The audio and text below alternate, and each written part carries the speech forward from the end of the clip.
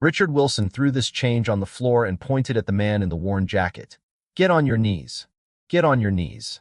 Pick it up. Pick it up. The restaurant went silent. Daniel Owens tightened his grip on his wallet, the one with his 9-year-old son's photo tucked inside, but he did not bend down. He simply lifted his phone, made one short call, then pulled out a chair and sat. Richard laughed under his breath, certain he had just handled another broke father causing trouble. Minutes later, the front door swung open. Every single person in that restaurant froze where they stood. Who had just walked in? Before we rewind to where it all began, if stories like this one keep you hooked until the very last second, go ahead and hit that subscribe button now. New stories drop every week, and you won't want to miss the next one. Now let's go back to the beginning of that night. The parking lot outside Magnolia Grill was already half full when Daniel Owens pulled his 10-year-old Honda into a spot near the back. He left the engine running for a moment, staring through the windshield at the restaurant. Buckhead looked like money at that hour. Magnolia Grill looked like the kind of place where a single dinner could cost more than some people made in an entire day. Daniel was not wearing a suit. He was not driving the Mercedes that usually carried him into business meetings. Instead, he wore a worn canvas jacket, old work boots, and a plain cap without a logo. His phone rang before he could step out. He smiled when he saw the name. Dad? His son's voice came through bright and rushed, the way it always did when homework was finished early and dinner was the next thing on his mind. Daniel asked how homework went. Good. Are you coming home in time to eat? I'll try, Daniel said. I've got one more stop first. His son immediately asked about the pecan pie at the new restaurant. Is it really as good as everyone says? Daniel laughed. If it is, I'll bring you a slice. Don't forget, Dad. I won't. The call ended. Daniel remained in the driver's seat for several seconds, staring at the phone in his hand. Then he reached into his jacket and pulled out his wallet. The leather was cracked and soft from years of use. Behind his license was a photograph of his son, Ethan, wearing a baseball uniform and grinning with the gap where his front tooth used to be. On the back was a sentence Ethan had written months earlier. Dad, you always tell me everyone matters. Daniel had read those words more times than he could count. Every time, they reminded him of a promise he had made 4 years earlier beside a hospital bed. His wife, Sarah, had believed character was the only currency that truly mattered. Daniel had spent every day since trying to prove she was right. Tonight was not really about dinner. 3 days earlier, Daniel had signed the final paperwork on a $60 million acquisition. He had purchased a chain of 31 restaurants across the Southeast. Magnolia Grill was one of the crown jewels of the portfolio. A press conference announcing the sale was scheduled for Friday. Until then, not a single employee inside Magnolia Grill knew who actually owned the building around them. Daniel had learned a long time ago that the truest version of a company was not revealed in boardrooms, investor calls, or polished reports. It was revealed in how people treated those who seemed to have no power. So tonight, he had left the Mercedes at home. He had left his expensive watch in its case. He had walked into Magnolia Grill looking exactly like what most people in Buckhead would assume he could never be. A poor father. A working man. Someone with no influence. Someone nobody important would ever have to impress. The hostess stand was nearly empty when Daniel entered. A young woman behind the counter looked up and smiled. Her name tag read Emily. There was something genuine about her warmth, the kind that came from someone who had learned to read a room before speaking. Daniel ordered coffee and a slice of pecan pie. Then he asked if he could get another slice packed to go for his son. Emily smiled. I'll pick the best one. For a moment, The evening felt ordinary, quiet, almost peaceful. Then a man in a pressed shirt and manager's badge came around the corner. Richard Wilson. He walked with the confidence of someone who believed he owned every inch of the restaurant. His eyes moved slowly over Daniel. First the work boots, then the worn jacket, then the plain cap. Whatever conclusion Richard reached hardened across his face. Before Emily could finish the transaction, Richard reached across the counter and snatched the $20 bill from her hand. He held it up toward the light. "Where did you get this?" Daniel looked at him. "It's a legitimate bill." Richard barely acknowledged the answer. "You sure you can afford to eat here?"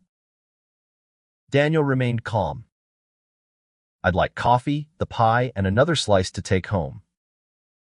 Richard turned the bill over. "Get the counterfeit pen."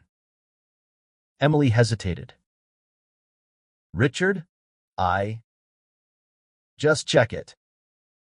She did. The pen came back clean. Everyone knew the bill was real.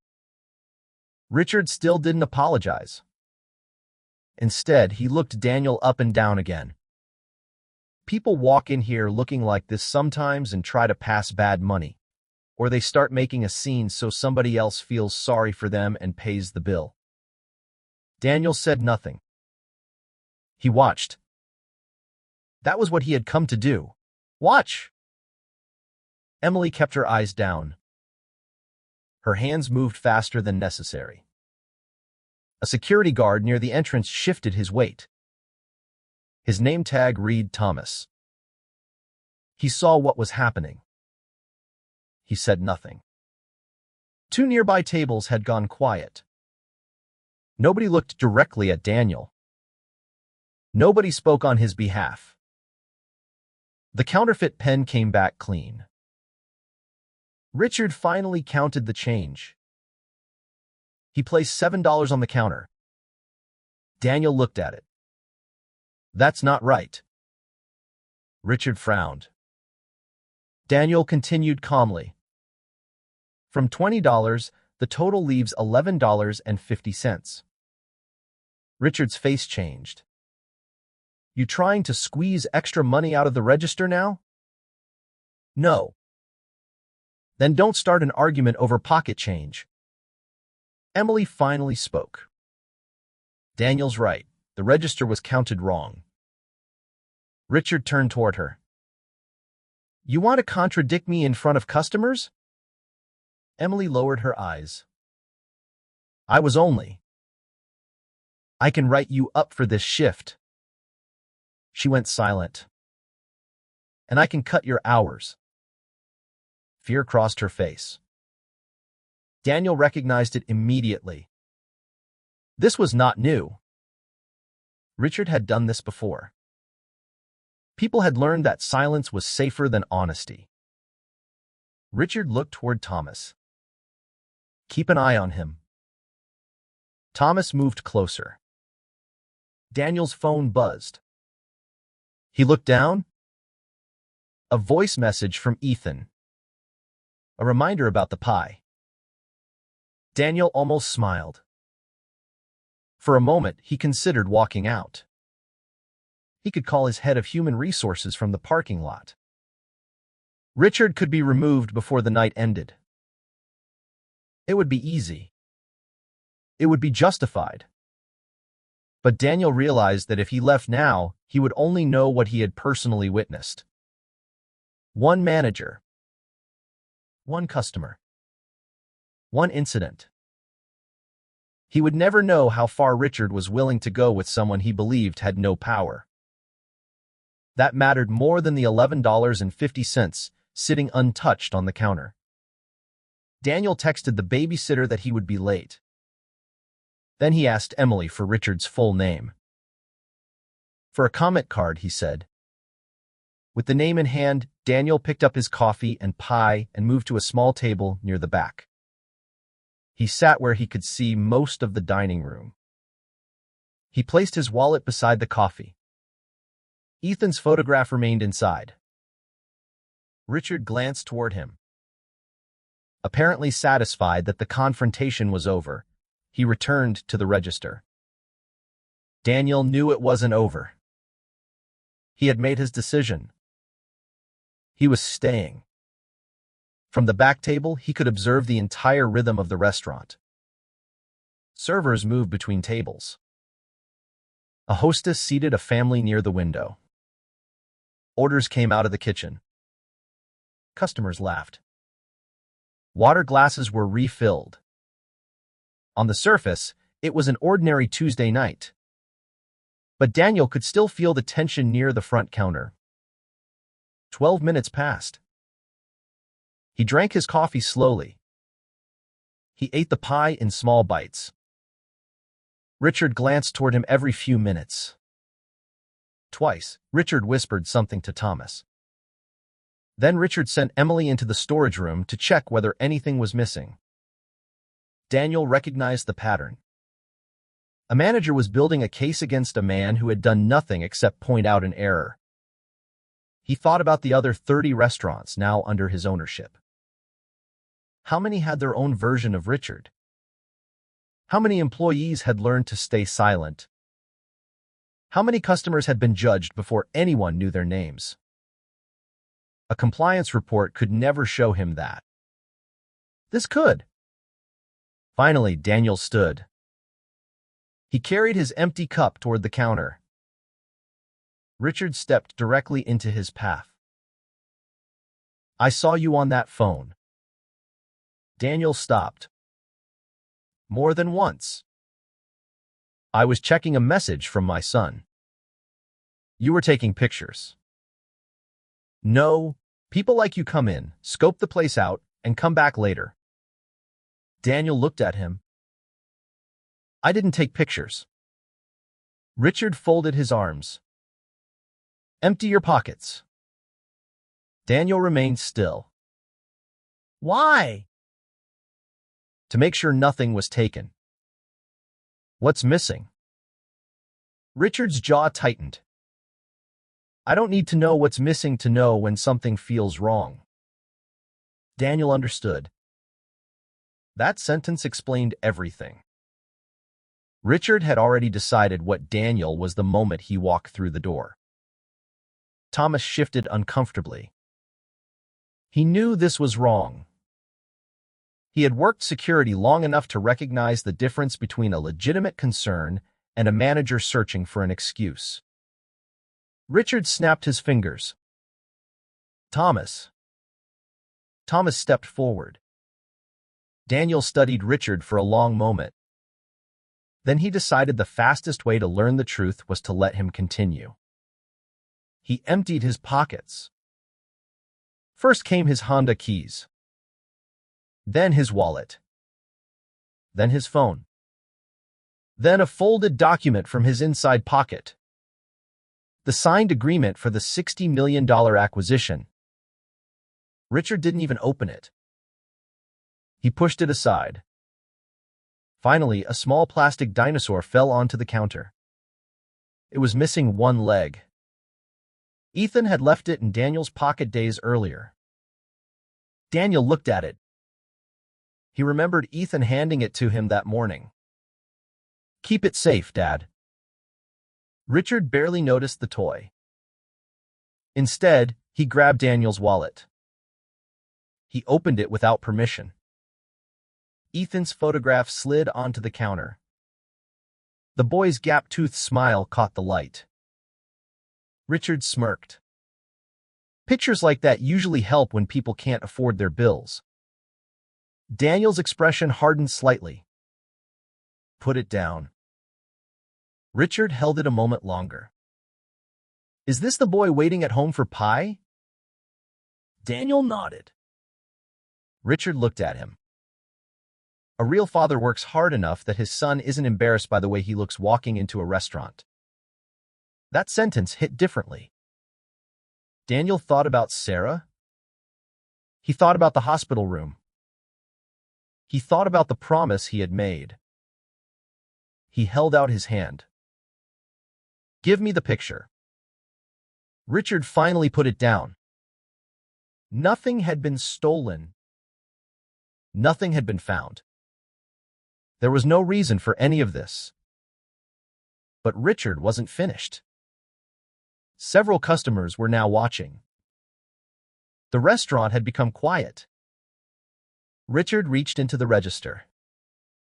He pulled out the $11.50 Daniel was owed. This time he gathered the money in coins. Quarters. Dimes. He closed his fist. Then opened it. The coins fell. They struck the tile floor loudly. One rolled beneath a chair. Another struck the shoe of a nearby customer. The entire dining room went silent. Richard looked down. "There's your change." Daniel stared at him. "Pick it up." Then Richard pointed at the floor. "Get on your knees." Daniel did not move.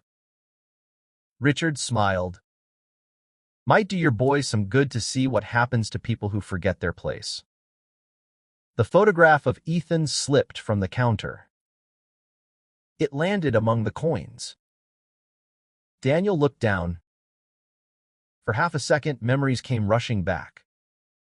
Every room where someone had decided what he was worth before he spoke. Every time someone had judged him by appearance. Every sacrifice. Every promise. Sarah's hospital bed. Ethan's handwriting. Everyone matters. Daniel walked forward. But he did not kneel. He bent down only far enough to pick up the photograph. He brushed it gently against his sleeve. Then he put it back in his wallet. He straightened. He looked directly at Richard. "Who is your regional manager?" His voice was calm. Unhurried. Richard laughed.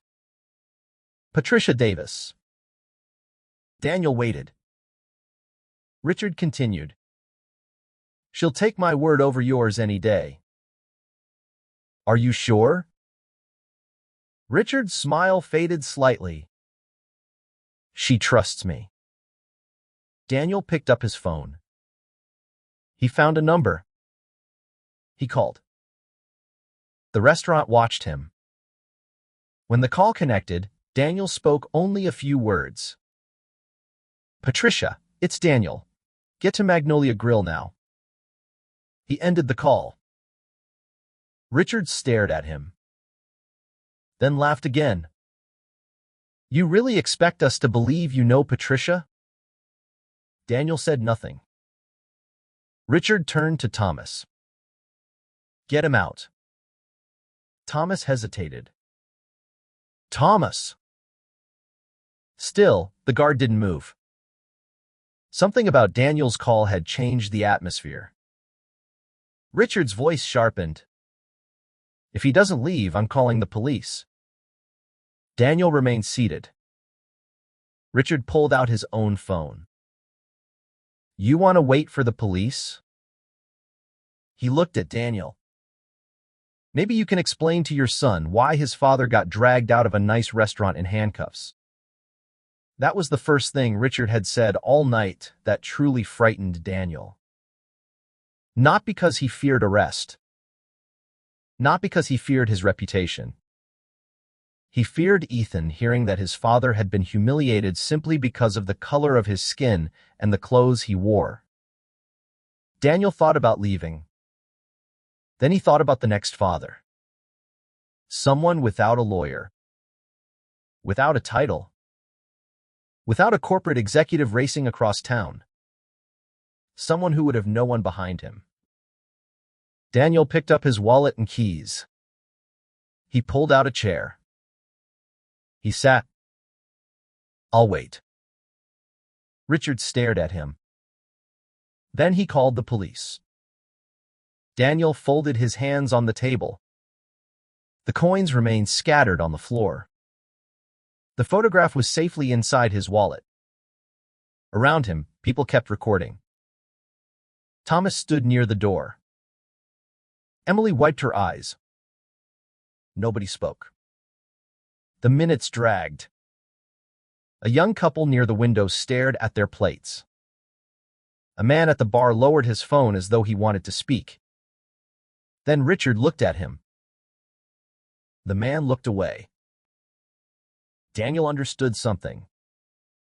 Cruelty didn't require everyone to be cruel. It only required enough people to stay quiet. He played Ethan's voicemail again beneath the table. The boy's cheerful voice steadied him.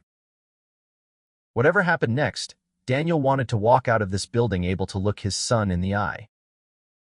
Emily looked toward him. Her expression had changed.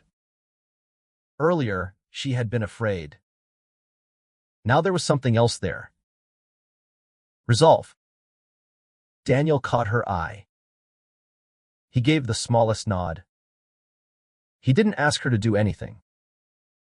He simply wanted her to know he understood. Daniel technically held more power than anyone in that restaurant. He owned the building, the equipment, the company, the payroll. But none of that mattered.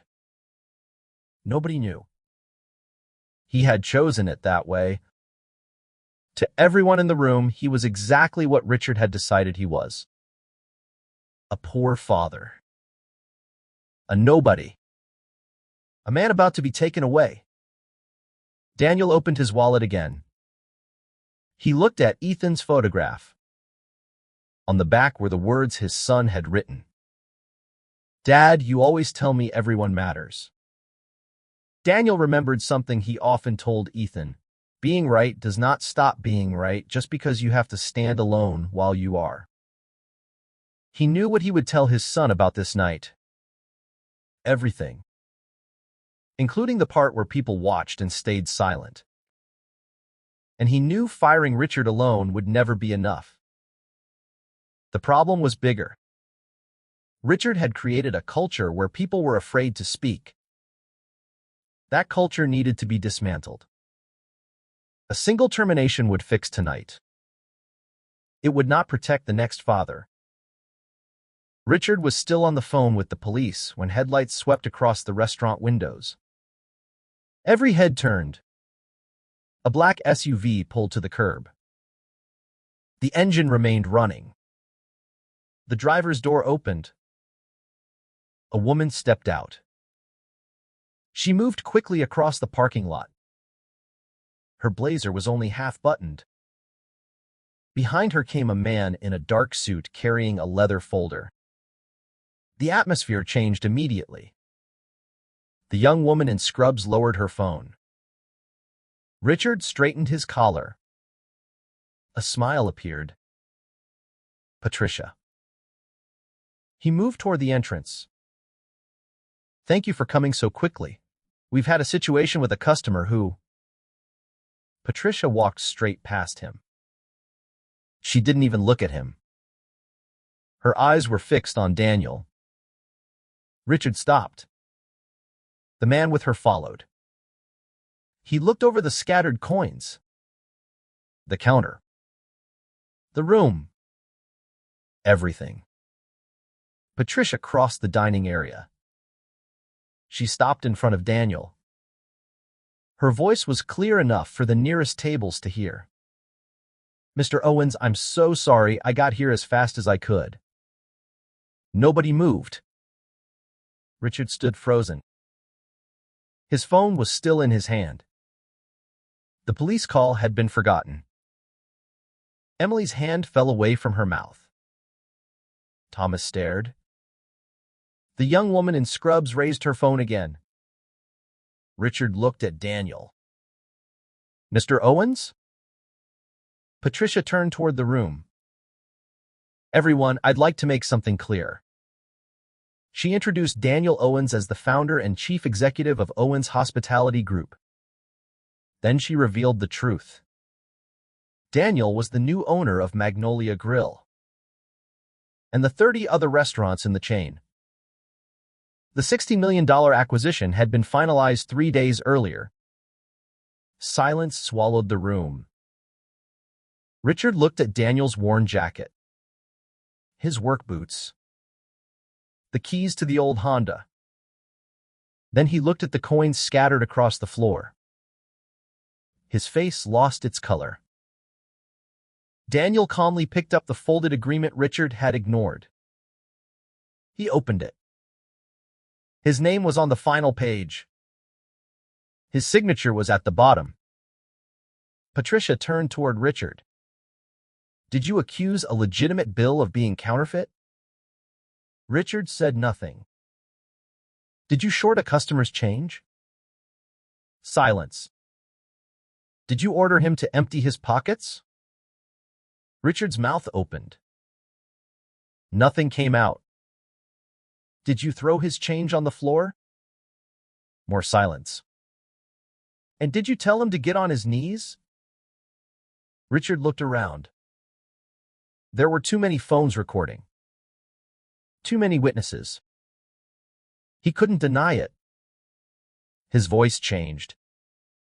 Sir, I had no idea who you were. Daniel looked at him. That is exactly the problem. Richard swallowed.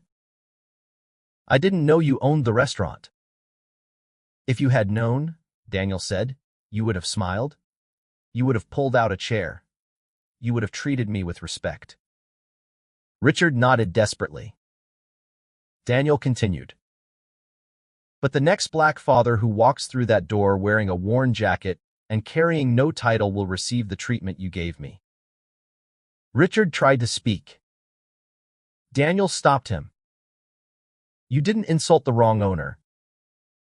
The room went silent again. You deliberately humiliated someone you believed had no power to stop you. Richard mentioned his 6 years with the company, his loyalty, his reputation. Daniel looked down at the coins. You're not sorry for what you did. He looked back at Richard. You're sorry it happened to be me. Patricia moved immediately. Richard, surrender your keys. Richard stared at her. Your access badge. His hands began to shake. Your manager credentials and company phone. Richard handed them over. You are suspended immediately pending a full investigation. Thomas was then instructed to escort Richard out. The reversal was complete.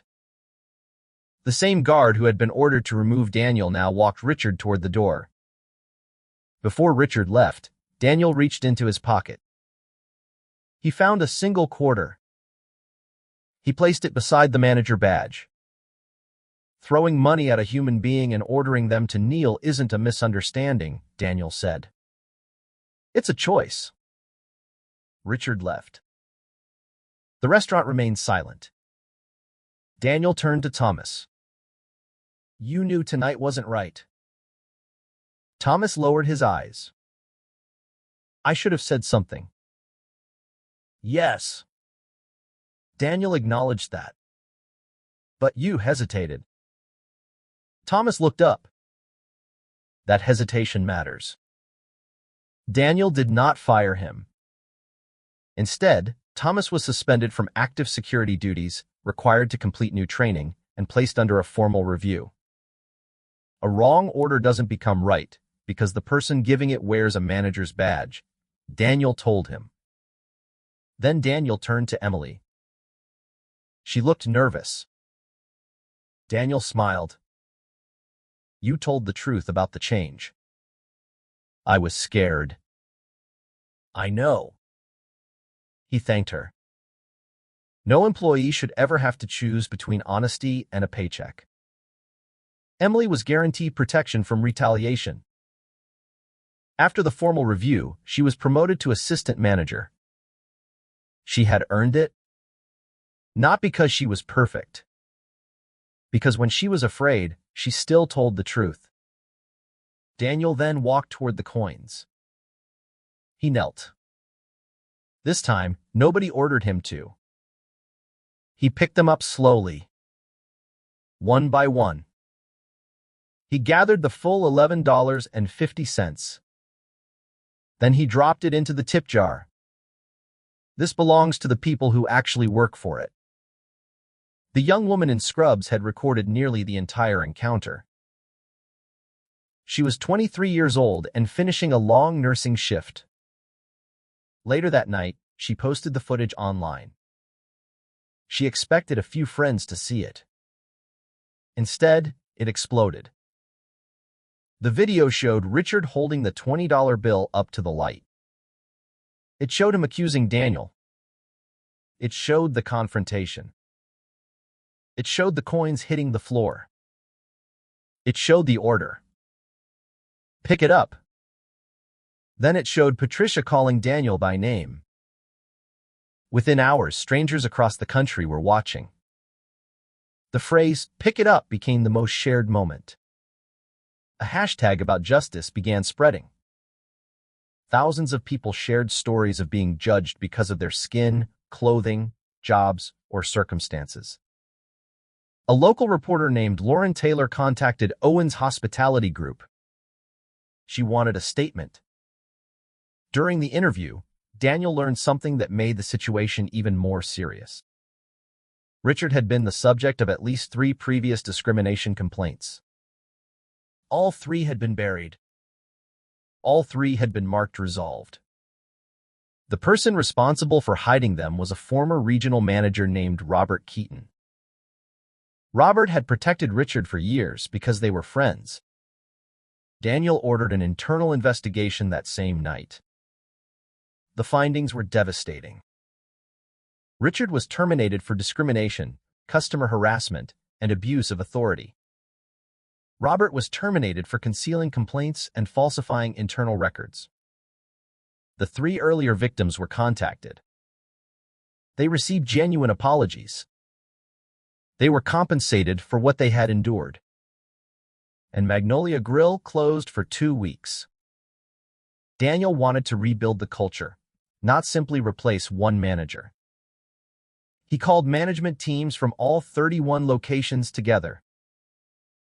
He stood in front of them and explained the 2 changes that would never be negotiable again. First, every complaint would go directly to an independent review board. No local manager could bury a report. No regional manager could quietly mark it resolved. Second, every manager would be accountable not only for what they personally did, but for the culture they allowed to develop underneath them. The reforms continued. A 12-week training program on bias and de-escalation was introduced. Quarterly customer experience audits were ordered across every location.